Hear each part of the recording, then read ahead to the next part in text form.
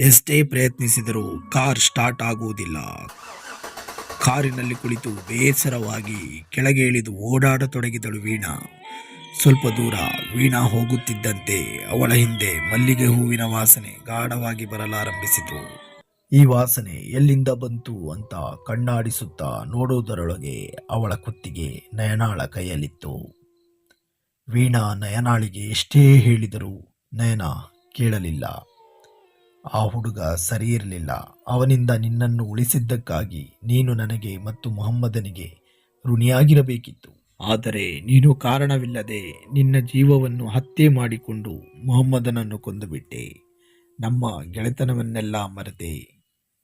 ನಾನು ಈಗಷ್ಟೇ ಮದುವೆಯಾಗಿದ್ದೇನೆ. ನನ್ನನ್ನಾದರೂ ಬಿಟ್ಟು ಬಿಡು. ನಿನ್ನ ಸಾವಿಗೆ ನಿನ್ನ ದುಡುಕು ಬುದ್ಧಿ ಕಾರಣ, ನಾವಲ್ಲ.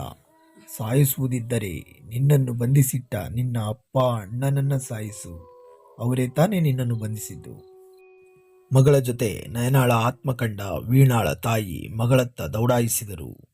ಲೇ ನಯನ, ನನ್ನ ಮಗಳು ಯಾವ ತಪ್ಪು ಮಾಡಿದಳು ಅಂತ ಅವಳಿಗೆ ಹಿಂಸೆ ನೀಡುತ್ತಿರುವೆ? ಇನ್ನೂ ಬಾಳಿ ಬದುಕುವ ವಯಸ್ಸು ಅವಳದು.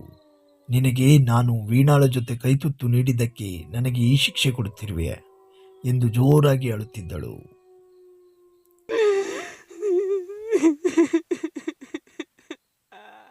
ನಯನಾಳ ಮನಸ್ಸು ಕರಗಿತು. ತಾನು ಮಾಡುತ್ತಿರುವುದು ತಪ್ಪೆನಿಸಿದರೂ ತನ್ನ ಆತ್ಮ ಪಿಶಾಚಿಯಂತೆ ಅಲಿಯುತ್ತಿರುವುದಕ್ಕೆ ನಯನಾಳಿಗೆ ಸಂಕಟವಾಗುತ್ತಿತ್ತು. ನಯನ, ನಾನು ಪ್ರೀತಿಸಿದ ಹುಡುಗನೊಂದಿಗೆ ನಾನು ಹೇಗೋ ಜೀವನ ನಡೆಸುತ್ತಿದ್ದೆ. ಆದರೆ ಕಲ್ಲು ಹಾಕಿದ್ದೇ ಈ ವೀಣಾ, ಆ ಮೊಹಮ್ಮದ್. ಅದಕ್ಕೋಸ್ಕರ ನಾನು ಸತ್ತು ಆತ್ಮವಾಗಿದ್ದೇನೆ. ನಾನು ಬರಬಾರದು ಅಂತ ದಿಗ್ಬಂಧನ ಊರವರು ಮಾಡಿಸಿದ್ರು ಅಲ್ವೇ? ಆದರೆ ಈಗೇನಾಯ್ತು? ಊರಿಂದ ಆಚೆ ಬರಲಿ ಎಂದು ಕಾಯ್ತಿದ್ದೆ. ಈಗ ಅವಳನ್ನು ಕೊಂದರೆ ನನ್ನ ಆತ್ಮಕ್ಕೆ ಶಾಂತಿ ಸಿಗುತ್ತದೆ ಎಂದು ನಯನ ಹೇಳಿದಾಗ ಅದಕ್ಕೆ ವೀಣಾಳ ತಾಯಿ ಹೇಳಿದರು, ಒಬ್ಬರ ಜೀವ ತೆಗೆದರೆ ಇನ್ನೊಬ್ಬರ ಆತ್ಮಕ್ಕೆ ಶಾಂತಿ ಸಿಗುವಂತಿದ್ದರೆ ಭೂಮಿ ಮೇಲೆ ಯಾರೂ ಉಳಿತಿರ್ಲಿಲ್ಲ ಮಗಳೇ. ವೀಣಾಳ ಹೊಟ್ಟೆಯಲ್ಲಿ ನೀನು ಹುಟ್ಟಿ ಬಂದು ಮತ್ತೊಮ್ಮೆ ಸಂತೋಷದಿಂದ ಬಾಳು.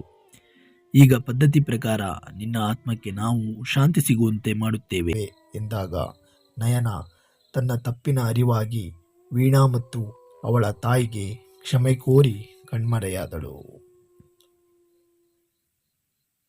ಇದರಿಂದ ನಾವು ಏನು ನೋಡ್ಬೋದು ಅಂದರೆ, ಜೀವಿಸಲೆಂದು ಸಿಕ್ಕ ಈ ಅವಕಾಶವನ್ನು ಸಂತೋಷದಿಂದ ನಗುನಗುತ್ತಾ ಕಳೆಯುವ ಬದಲು ಆತ್ಮಹತ್ಯೆ ಮಾಡಿಕೊಳ್ಳುವುದು ಅಕ್ಷರಶಃ ತಪ್ಪು.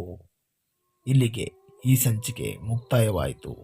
ಇನ್ನಷ್ಟು ರೋಚಕ ಕಥೆಗಾಗಿ ನಮ್ಮ ಯೂಟ್ಯೂಬ್ ಚಾನಲನ್ನು ಸಬ್ಸ್ಕ್ರೈಬ್ ಮಾಡಿ ಹಾಗೂ ಬೆಲ್ ಐಕಾನನ್ನು ಪ್ರೆಸ್ ಮಾಡಿ.